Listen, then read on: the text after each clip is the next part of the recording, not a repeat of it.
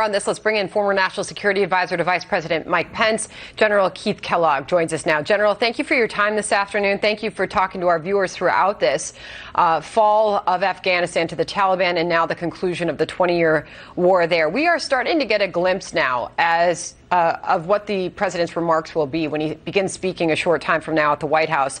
His press secretary, Jen Psaki, gave us a glimpse of it with this statement saying in his remarks this afternoon, the president will express his thanks to the commanders and service members who executed a dangerous mission in Kabul and airlifted more than 124,000 people to safety. He will also offer thanks to the veterans and volunteers who supported this effort. So let's start there, General, because it is important that we acknowledge all who fought and lost their lives during this long war and those who were directly involved in the most recent mission to get as many people out of there as possible in recent weeks.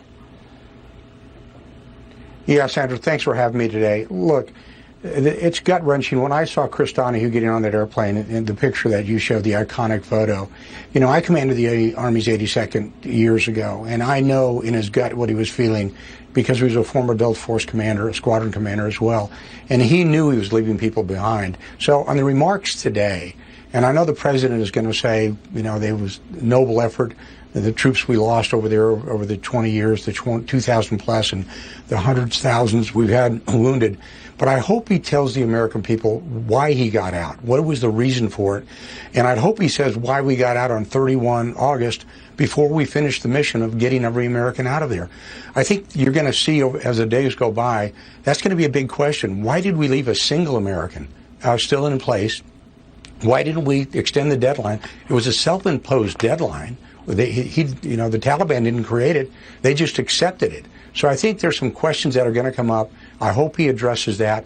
I think it's appropriate he addresses those we have lost in the effort that those great Americans gave, especially those 13 we just lost a few days ago. Absolutely. And we know Secretary Blinken did not take questions yesterday afternoon. We do not know if the president will this afternoon when he speaks, but we will see. As far as your point to him explaining how he went about this decision that ultimately led to 13 dead Americans a couple days ago now it has been, and obviously billions of dollars of American military equipment left in the hands of a terrorist organization. Psaki says the president will lay out his decision to end the war in Afghanistan after 20 years, including the tough decisions he made over the last 7 months since he took office to bring the war to a close. To your point, General, just how important is this moment to stop and take the American people aside and say, look, this is the detailed explanation. This is the intelligence I received on the ground, if that's how he came to this decision. This is how I made this decision to get out. How important is that this afternoon?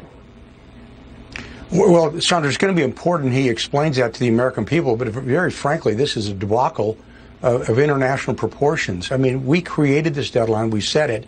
It didn't have to be this way. There was another way to do this going forward, and he didn't take that path. He said a date certain, 31 August, we were going to leave, come hell or high water, and he did that, and he did it by leaving people behind, which to me is really, I just can't believe he did that. So he's got a lot of explaining to do going forward.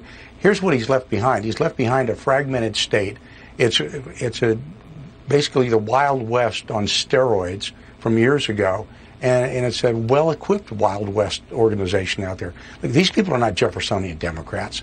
They don't like us. They don't act like we do. They don't have the same ethical or moral standards that we do. So we're going to have an adversary in there. And we're just going to address it again because I have a bad feeling because of what we did. We're either going to have to go back in there or fight on the fringes because of what's going to come out of there. General, I hear from you, obviously, the biggest concern, the priority for you was the 100 to 200 Americans that we know are left on the ground there who wanted to get out, who are now left stranded. But there's also now the growing threat to our homeland and to our security here at home as a result of a Taliban that now is further emboldened. The president, Psaki says in the final glimpse of the president's remarks in this statement says President Biden, will make clear this afternoon that as president, he will approach our foreign policy through the prism of what is in our national interest, including how to best to continue to keep the American people safe.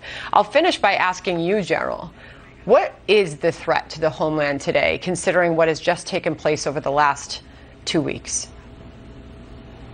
Yeah, well, the threat's a very multifaceted threat. You know, you're going to have a terrorism threat, which you're going to have to accept that probably is going to come out of the Middle East. It always does, or other places now throughout the world, because ISIS and Al-Qaeda have all migrated to other places throughout the globe because of our efforts in Afghanistan. They're very heavily involved in activities in Africa as we go forward. So the threat's going to come from a myriad of sources. But what we have to do is be ready for it, and we're going to have to react to it. Here's the biggest question I've got, Sandra, is does he have the will to really do that, to really, go after people that are going to do something to us? He has proven historically that he has not done that. Remember, this is the guy who sat in the Situation Room as Vice President of the United States when the decision was being made to go after Osama bin Laden in Pakistan. He was the one who said, let's not go. So I'm not really convinced of his track record of having the will to go after these people wherever they're at. I will tell you for a fact, President Trump did. And if you don't believe me, try and call Soleimani, try to call Baghdadi. You'll probably get a disconnected number. Wow. General Keith Kellogg, always appreciate when you can join us. Fox News contributor, thank you for your time, sir. Thank you very much. And the